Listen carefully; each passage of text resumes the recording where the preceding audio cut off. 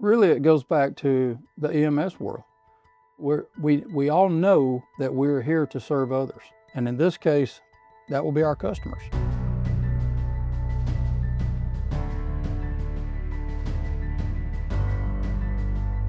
One of the big differences is, as I look out this window, I think everyone here has served in the military or in law enforcement or in the EMS or in all the above. We've all come from a service mission-oriented background. We all have the mentality and the knowledge that someone is counting on us. If someone's AOG, especially law enforcement or EMS, we're going to help that person.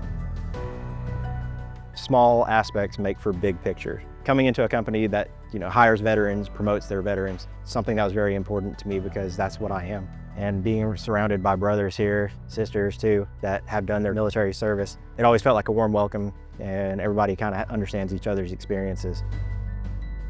The attention to detail that we spend with our customers.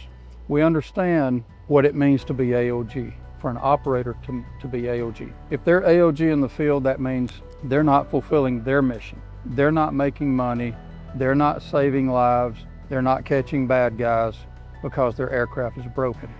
So it's our responsibility to get them back flying as soon as possible. It's really a matter of the people here at PAS. Their backgrounds are seen as dedicated, true craftsmen to aviation.